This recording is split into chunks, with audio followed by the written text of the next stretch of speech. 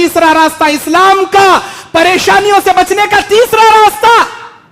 تہجد کے وقت اٹھیے آپ،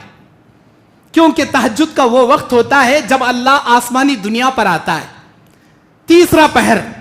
رات کے 4:30 بجے کے بعد، سحری کا وقت، اذان فجر سے پہلے، تیسرا پہر سمائی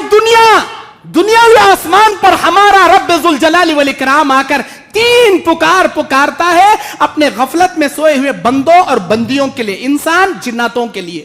اللہ کہتا ہے کوئی میرا بندہ جو دنیا میں کسی مصیبتوں میں مبتلا ہوا ہو، دنیا کے کسی پریشانیوں میں، ٹینشنوں میں پڑا ہو، وہ اگر مجھ سے مدد طلب کرے، میں اس کے ٹینشن دور کرنے کے لیے اس کے نزدیک آیا ہوں۔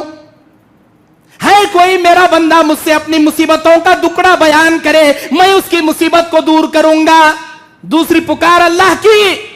دوسری پکار ہے کوئی میرا بندہ جو روزی روٹی سے پریشان ہو، کتنا بھی کماتا ہو لیکن اسے پیسے نہیں لگتے ہو، وہ روزی روٹی میں در در کے ٹھوکریں کھا رہا ہو، اگر وہ روزی روٹی مجھے مانگنے کے لیے اس وقت بیدار ہو جائے، میں اس کی کمائی میں برکتیں بھر دوں گا، اس کی روزی روٹی کو مالا مال کر دوں گا۔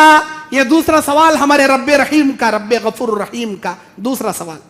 تیسرا سوال اللہ کرتا ہے اپنے بندوں سے، ہے کوئی میرا بندہ جو گناہ کر کے اپنے اوپر ڈرنے لگ گیا ہو، میرا اللہ مجھے عذاب میں ڈالے گا، جہنم میں ڈالے گا، کسی اللہ عذاب کا شکار بنا دے گا۔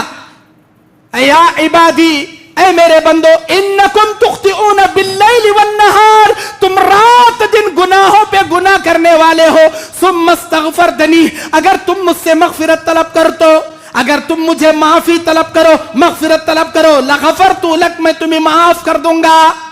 میں معاف کر دوں گا تم کو۔ ہے کوئی مصیبت میں پڑا ہوا، اپنی مصیبت کا بیان میرے سامنے کرے، کسی بابا کے سامنے، کسی درگاہ کے سامنے، کسی خبروں کے سامنے جا کر کرنے کی ضرورت نہیں۔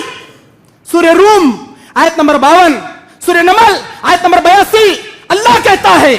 انک لا تسمع الموت ولا تسمع الصم الدعاء اذا ولوا مدبرین، نہ کوئی مردہ تمہاری بات سن سکتا ہے، نہ کوئی بہرا تمہاری آواز سن سکتا ہے۔ مردے بھی نہیں سنتے، بہرے بھی نہیں سنتے، پھر سنتا تو کون سنتا؟ ان اللہ سمیع بصیر، وہ اللہ تمہاری آواز سنتا ہے جو سمیع ہے، جو بصیر ہے، جو سنتا ہے، جو دیکھتا ہے اور سنتا، اس کے جیسا سننے والا پورے زمین و زماں مکی و مکہ میں کوئی نہیں، اس کے جیسا دیکھنے والا پوری زمین و زماں مکی و مکہ میں کوئی دوسرا نہیں۔ وہ کہتا ہے کوئی مصیبت میں میرے سامنے بیان کرے، میں اس کی مصیبت دور کروں گا۔ ہے کوئی روزی روٹی سے پریشان، میں اس کی کمائی میں برکت بھروں گا۔ ہے کوئی گنہگار، مجھ سے مغفرت طلب کرے، میں اس کے گناہ معاف کروں گا۔ اگر آپ علاج کر کے تھک گئے، اولاد نہیں ہو رہی، ڈاکٹران دوائیاں دے ڈالے، آیورویدک، ایلوپیتھک، ہومیوپیتھک، کون سے علاجاں کر لیے، کیا بھی نہیں ہو رہا، تہجد کی نماز کا الارم رکھ لے، سو جاؤ،